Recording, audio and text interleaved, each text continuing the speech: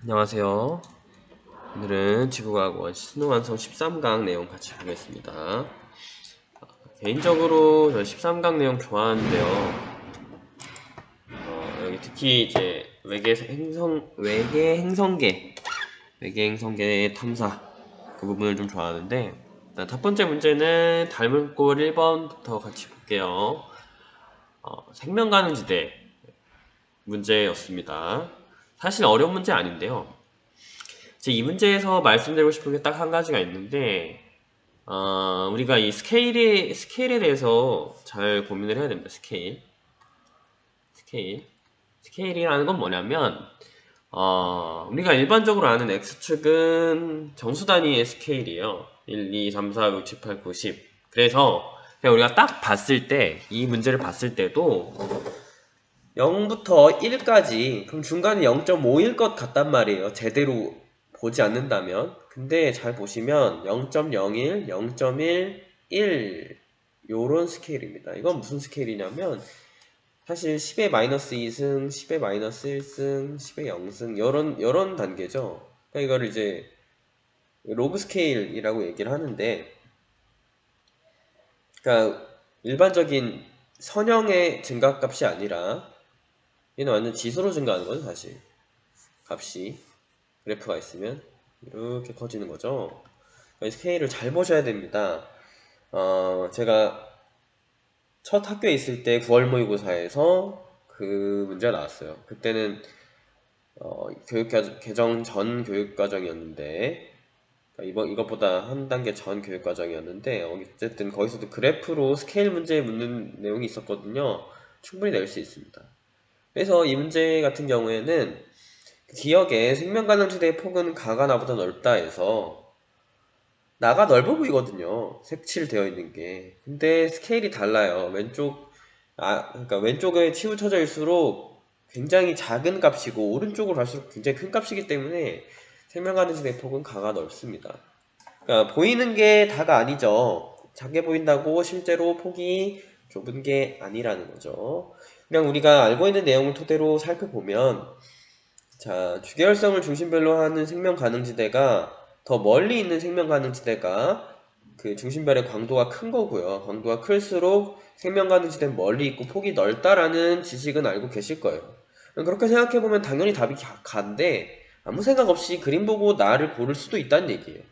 주의하시라는 측면에서 말씀드리는 겁니다. 자, 중심별의 질량은 가가 나보다 크다.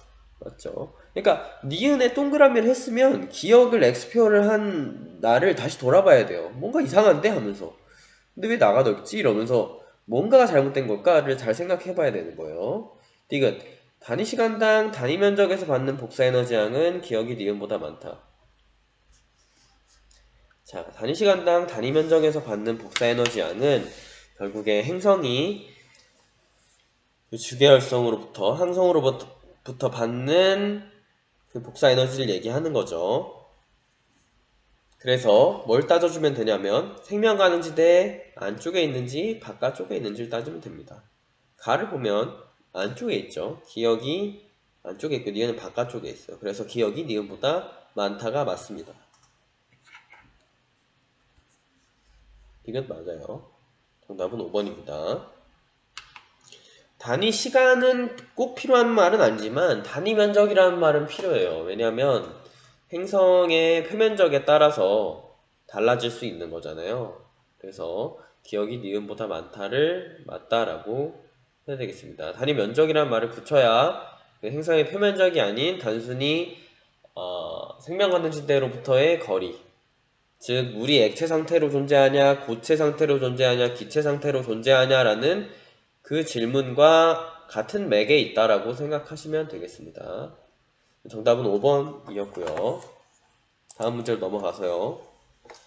그림 가와나는 중심별과 외계행성 P로만 이루어진 어느 외계행성계에서 식현상이 일어날 때 P의 위치와 중심별 일부의 모습을 시간 순서대로 나타낸 것이다. P와 중심별의 반지름 B는 1대 100이다 라고 나와 있습니다. 저는 이 문제를 봤을 때 되게 마음에 들었던 게 좀 실제 상황이랑 그나마 근접한 그림인 것 같다라는 생각이 들었어요. 여러분들 이게 중심별이 이거 별인데, 둥그런 모양의 별인데 아주 일부만 보이죠. 왜냐하면 그만큼 외계 행성은 작기 때문이에요. 근데 우리가 그걸 잘 잊지를 못하고 보통 이런 식으로 그립니다. 행성 있고 별 있고 이렇게 그리는데 이것보다 훨씬 크게 차이 많이 나요. 보면 지금 1대 100이라고 나와 있죠. 이 문제를 보면 니은부터 볼게요. 나일 때 중심별의 밝기는 원래 밝기의 99.9%이다. 자, 반지름이 100대 1이에요. 반지름이 100대 1이면 면적은 1대 만이 됩니다. 만. R 제곱을 해야 되니까요. 그죠? 그러면 이 작은 행성은 1이고 별은 만이에요. 근데 행성이 별 안에 쏙 들어오면 1만큼을 가리겠죠. 그럼 만이 아니라 만 빼기 1인 9999가 보이겠죠. 얘는 만분의 99999고요. 99.99%라고 얘기해야 됩니다. 99.99%. 이렇게 틀렸어요. 99.99. 자, 99.9는 1000분의 1이잖아요. 만분의 1만큼 줄어들기 때문에 99.99%입니다. 그러니까 실제로 이 식현상은 굉장히 원래 밝기가 정말 조금 줄어든다는 걸 확인을 할 수가 있죠. 나머지는 자, 니은 이제 숫자 계산이었으니까 기억부터는 이제 정량적으로 한번 풀어봅시다. 우리가 보통 여러 문제를 풀 때는 이 그림 그려줍니다. 궤도 중심 그려주고 별 궤도 그려주고 행성 궤도를 이렇게 그려줍니다. 그 다음에 지구에 우리가 이렇게 본다라고 했을 때 별이 지금 행성이 요쯤에 있고 아니죠, 이건 별이죠. 행성이 요쯤에 있고 별이 이렇게 있어야 우리가 이렇게 볼 때, 현재 이렇게 볼 때 사실 별이 좀 더 크죠. 이렇게 별이 있을 때 우리가 이렇게 보면 지금 이렇게 보이겠죠. 행성이 별이 이렇게 있고 행성이 지금 딱 여기 가린 요 시점, 이렇게 지금 상황을 보고 있는 거예요. 그러면 이때 가는 이거보다 이전이에요. 이거보다 이전이라는 건 자, 지금 시계 반대 방향으로 돌고 있다라고 해볼게요. 그럼 얘보다 이전이면 행성은 뭐 한 이쯤, 별은 한 이쯤에 있겠죠. 그래서 중심별까지의 거리는 가일 때가 나일 때보다 가깝다. 가깝죠. 점점 멀어집니다. 기억 맞고요. 자, 식현상의 한 중간은 별은 가장 멀리 있고 행성이 가장 가까이 있을 때거든요. 그러니까 식현상이 일어나면 일어날수록 별은 멀어지고요. 식현상의 한 정중앙에서 그 뒤로 갈수록 이제 별은 가까워지는 거예요. 그림을 통해서 이해를 하셔야 됩니다. 디귿. P의 공전 궤도면은 시선 방향과 나란하다. P의 공전 방향이 나와 있습니다. P의 공전 방향이 이렇게 돼 있어요. 이렇게 공전한다는 얘기죠. 우린 지금 이렇게 앞으로 보고 있는데 공전 궤도면이 시선 방향과 나란하지가 않습니다. 틀렸어요. 정답은 1번입니다. 여기서 제가 말씀드리고 싶은 게 뭐냐면 식현상 도플러 효과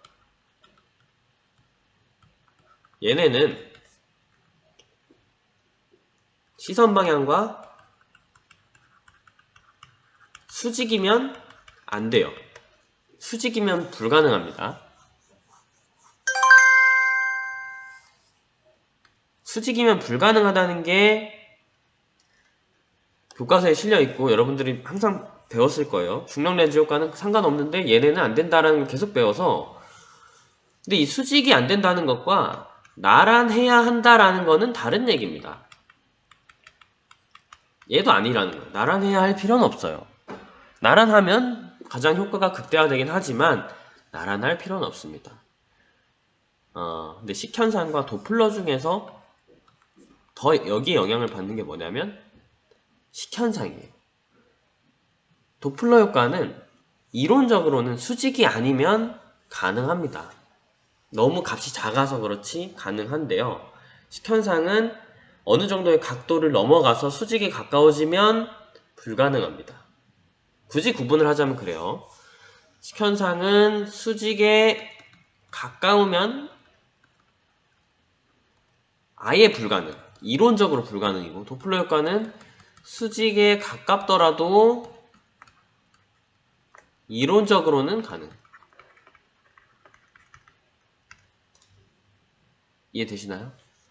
그러니까 이게 한 60도가 되었다. 60도면은 식현상은 거의 안 될 것 같고요. 도플러 효과는 60도면은 이거 이제 삼각비로 계산을 해야 되는데, 그죠? 60도가 되면은 2분의 1 정도의 값이 나옵니다. 원래 0도일 때보다 절반 정도로만 이 도플러 효과가 나오는데, 왜냐면 코사인 60을 해서 나오는 거예요. 코사인 60도를 해가지고 2분의 1이라는 값이 나오는데, 아예 없는 거랑은 다르죠. 2분의 1이라도 보이면 뭔가 보이겠죠. 그러니까 구분해야 됩니다. 나란해야 한다는 건 아니다. 수직만 아니면 돼요. 수직만 아니면 돼요. 근데 식현상은 수직에 가까우면 안 돼요. 어쨌든 이 그림에서는 지금 수직에 가깝지도 않고, 문제에서 P의 공전 방향이 시선 방향과 각도를 이룬다라는 거를 이미 보여주고 있잖아요. 이미 보여주고 있어요. 내 시선 방향과 요만큼의 각을 이루고 있다라는 걸 그림에서 보여줬어요. 그러면 일단 나란한 건 아니다라고 골라야 된다는 거예요. 정답은 1번입니다. 그래서 이 외계행성계 탐사에서 제가 말씀드리고 싶었던 중요한 내용 한 가지 말씀드렸고요. 다음 문제 넘어갈게요. 자, 5번. 그림 가하나는 서로 다른 시기에 여러가지 파장을 이용해서 촬영한 외계행성의 모습을 나타낸 것이다. 자, 이게 이번 교육과정에서 조금 강조되는 내용인데, 행성을 직접 촬영해서 찾는 방법이 있습니다. 행성을 직접 촬영하는 방법이 있는데, 어떻게 촬영하냐면 가운데에 중심별이 있으니까 중심별을 가리고 찍는 거예요. 중심별을 그냥 가려버리는 거예요. 그게 A입니다. A가 중심별을 가린 거죠. 의도적으로 저 흰 그림을 넣어서 중심별을 가린 거예요. 따라서 기억. A는 이 외계행성계의 중심별 모습이다가 틀렸어요. 중심별이 아니라 안에 중심별이 있긴 하겠지만 우리가 지금 나타낸 A는 중심별을 가려낸 모습이죠. 틀렸습니다. 니은. 분간 관측을 통해 외계행성의 대기 성분을 알아낼 수 있다. 자, 분간 관측을 통해 외계행성의 대기 성분을 알아낼 수 있어요. 그게 스펙트럼을 이용해서 우리가 외계행성에 어떤 대기가 있는지를 알 수가 있는 거죠. 님 맞고. 이러한 방법은 외계행성의 반지름이 클수록 외계행성의 존재를 확인하기가 쉽다. 외계행성의 반지름이 크다면 그 별로부터 받는 에너지가 많아지기 때문에 반지름이 클수록 외계행성의 존재를 확인하기 쉬워집니다. 디귿. 정답은 4번이 됩니다. 그래서 지금 요 문제가 이번 교육과정에서 조금 중요시 되는 부분이 있어요. 근데 사실 문제 낼 거는 많지 않아요. 이런 기억 같은 선지 정도? 그거 말고는 사실 어려운 게 없어서. 근데 어쨌든 저런 직접 촬영법이라는 게 있다. 여기서 여러 가지 파장이라고 얘기를 하는데, 일단 8번. 자, 그림은 지구 목성 및 외계행성의 공전주기와 질량, A는 식, B는 시선속도 변화, 도플러 효과를 이용해서 발견한 거다 라고 나와 있습니다. 자, 식현상을 이용한 외계행성 탐사는 외계행성의 공전주기가 짧을수록 유리하다. 그쵸? 공전주기가 짧은 쪽에 몰려있죠? 맞는 거예요. 자, 발견된 외계행성의 질량은 대체로 지구보다 작다. 자, 목성을 1로 잡아놓은 질량이고 지구도 따로 그려줬습니다. 굉장히 아랫부분에 있죠? 외계행성들의 질량은 지구보다는 거의 다 큽니다. 틀렸고. 디귿. A와 B 모두 행성의 공전궤도면과 관측자의 시선 방향은 나란하다. 아까 제가 말씀드린 내용입니다. 시선 방향이 나란할 필요가 없어요. 그리고 이 자료를 보고 나란하다라는 걸 증명할 방법도 없고요. 틀렸습니다. 나란할 필요 없습니다. 수직이 아니어야 된다는 거지 나란해야 된다는 건 아니에요. 자, 다음 문제 101페이지 3번. 조금 난이도가 있는 문제입니다. 행성 2개에 의해서 식현상이 일어날 때 중심별의 겉보기 밝기 변화를 나타낸 거고요. 공전주기는 A가 B보다 짧으며 공전궤도면은 시선 방향과 나란하다. 자, 여기서는 이 표현이 나와 있고요. 공전주기가 A가 B보다 짧대요. 그러면 이 델타 L1, 델타 L2 이 중심별의 밝기 변화가 어떠한 행성 때문인지를 알 수가 있겠죠. 같은 기간에 L2, 델타 L2가 더 많이 일어났잖아요. 델타 L2가 2번이나 일어났다는 건 이 델타 L2라는 밝기 변화는 공전주기가 짧은 A에 의해 나타난 것이다 라는 걸 알 수가 있습니다. 그래서 기억은 틀렸고요. 자, A와 B의 반지름의 B는 델타 루트 L2분의 L2 대 루트 델타 L1 이다. 자, 아까 밝기 변화가 아까 문제에서 10,000분의 1이었죠. 그 이유가 뭐냐면 반지름이 100대 1이어서 여기 루트를 씌우게 되면 100분의 1이 나오죠. 나옵니다. 당연히 루트를 씌워야 반지름 B가 나오게 돼요. 따라서 A와 B의 반지름 B는 루트를 씌운 루트 델타 L2 대 루트 델타 L1 이게 맞습니다. 이제 디귿이 중요한데 A와 B는 같은 평면을 공전하고 있다.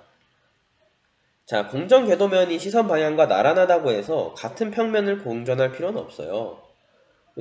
잘 이해하셔야 돼요. 그러니까 우주 공간이 있을 때, 자, 시선 방향이 이렇게 됐을 때 공전 궤도면이 이렇게 나타나는 게 나란한 거잖아요. 그죠? 만약에 A가 이렇게 공전한다고 해보겠습니다. 그럼 B는 이거보다 길게 공전을 해야 되는데, 자, 완전히 똑같이 이 평면이 겹쳐지는 게 같은 평면인 건데요. 이렇게 공전할 필요가 없어요. 이렇게 공전해도 됩니다. B가. 그리고 별은 이만하면 돼요. 별이.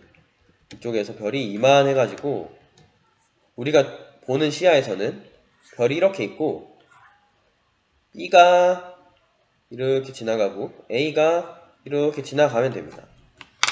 정확히 말하면 이렇게 지나가야만 해요. 왜 그러냐면 이 A랑 B에 의한 식 현상이 겹쳤을 때가 바로 요 식이죠. 요 식이. 그런데 이 델타 L1보다도 델타 L2만큼 추가됐다는 거는 A가 B랑 겹치지 않고 온전히 이 별을 가렸다는 걸 의미합니다. 자, 요 식이 볼게요. 요 식이. 별이 있고 A가 이렇게 가리고 있는 거예요. 그래서 이 델타 L2만큼 밝게 안 보인 거죠. 델타 L2만큼 어두워진 거잖아요. 그런데 델타 L1식이 자, B가 가리고 있을 때 A가 추가가 됐는데 그대로 델타 L2로 추가됐다는 거는 A가 B랑 겹쳐있지 않다는 얘기입니다. A랑 B랑 겹쳐있어야 공전 궤도 면이 같은 평면인 거고요. 얘는 시선 방향과 둘 다 나란하지만 평면은 다른 거예요. 완전히 다른 평면을 공전하고 있는 거예요. 서로 얘랑 얘는 평행 관계죠. 평행한 평면을 공전해야만 A와 B가 서로 같이 온전한 자신의 가림 효과를 나타낼 수 있다는 얘기예요. 그래서 디귿이 틀렸어요. 답은 2번이 됩니다. 디귿 선지가 굉장히 독특하면서도 좀 재밌는 선지라는 생각이 들었어요. 제가 풀 때. 같은 평면이라는 말을 학생들이 어려워할 수 있겠다. 아니 시선 방향이랑 공전궤도면이랑 나란하면 공전궤도면이 똑같이 생긴 거 아닌가? 아니에요. 이게 3차원이기 때문에 이 높이가 다를 수 있죠. 우리가 보는 Z축이 달라서 평면이 다를 수 있다는 거를 인지하시고 이 문제를 잘 이해해 보시길 바랍니다. 자, 4번 문제 같이 볼게요. 이 문제를 좀 유심히 보셔야 되는 게 어느 기간 동안 중심별이 공통질량을 중심으로 공전한 궤적과 외계행성의 공전 궤도를 나타냈다고 써있어요. 무슨 말이냐면 궤적이 표시되어 있어요. 궤적이 이 그림 보시면 이 실선 화살표가 S가 공통질량을 중심으로 공전한 궤적이 됩니다. 그러니까 S는 요 사이에서만 있었다라고 주장하는 거예요. 주장이라기보다는 뭐 문제에서 그렇게 제시를 한 거죠. 여길 넘어갈 수는 없습니다. 이때 ABC 기준 파장을 보면요. 자, 기준 파장으로부터 가장 멀리 있는 게 A예요. 그 다음이 A, B, C 이 순서대로라는 거죠. 자, 여기서 잘 보셔야 될 게 A는 가장 파장이 짧을 때예요. 그리고 이 파장 변화가 기존으로부터 좀 멉니다. 그때가 언제냐면 가장 멀 때는 여기 아니면 여기죠. 그죠? 근데 A가 스타트여야 되잖아요. A가 시작이어야 되는데 여기에 접근했을 때 시작이 될 수는 없어요. 그래서 A는 강제로 어디에 위치해야 되냐면 여기 현재 S 위치 혹은 여기 근처가 될 거예요. 굉장히 이 위치에 가까울 때. 그래야만 이 별의 이동이 시선속도 변화가 제일 크거든요. 그죠? 근데 파장이 짧아지고 있다는 건 접근하고 있다는 건데 별이 이 방향으로 이동할 때 접근하기 위해서는 지구는 니은 방향에 위치해야 됩니다. 지구가 여기 있어야 얘가 접근을 하죠. B일 때 P는 S를 기준으로 지구와 반대 방향에 위치한다. 자, B는 기준 파장 그대로예요. 그렇다는 건 얘가 시선속도 변화가 없다는 거고 위치는 딱 이곳이죠. 이곳일 때가 B의 S 위치입니다. 그럼 이때 B의 P 위치는 어떻게 되냐? 공통질량 중심을 기준으로 대칭인 이쪽에 있겠죠? 이게 P예요, P. 자, B일 때 P는 S를 기준으로 지구와 반대 방향에 위치한다. 맞습니다. 기억은 틀렸고 니은은 맞는 이제 디귿을 봐야 되는 상황이죠. 지구로부터 P까지의 거리는 A일 때가 A일 때보다 C일 때 가깝다. 그러니까 A일 때도 이제 P를 따져줘야 돼요. 자, A일 때 P 찍어봅시다. 공통질량 중심 대칭으로 여기다가 A일 때 P 찍었고요. 자, A가 여기면 C는 어디에 있어야 되냐면 C는 여기에 지금 A보다 더 가까워지면 안 됩니다. 파장 변화가 A만큼 심하지 않기 때문에 C는 한 이 정도로 찍어줄게요. 여기서 멀어지고 있죠, 지금. 멀어지고 있는 여기를 C라고 하면 자, 대칭으로 그려주면 여기가 C가 됩니다. 그럼 거리는 A일 때가 C일 때보다 가까워요. 지구가 여기 있으니까. 디귿은 틀렸어요. A일 때가 C일 때보다 가까워서. 정답은 2번이 되죠. 자, 이 문제 좀 어렵습니다. 궤적을 그려놨고 그 궤적을 정확히 못 보면 또 못 푸는 문제지만 궤적을 그렸다고 하더라도 이 공통질량 중심과 정반대라는 거. 그러니까 예전에는 정확히 90도 관계 딱딱 떨어지는 위치만 물어봤는데 이제 그렇지 않아요. 딱딱 떨어질 필요 없어요. 어차피 공통질량 중심과 대칭으로 점 찍게 되면 나에서 준 스펙트럼을 이용해서 거리에 대소비교는 할 수 있기 때문에 대소비교를 할 수 있을 정도로 요 내용을 익히셔야 됩니다. 자, 13강 강의 이걸로 마치고요. 듣느라 수고 많으셨습니다.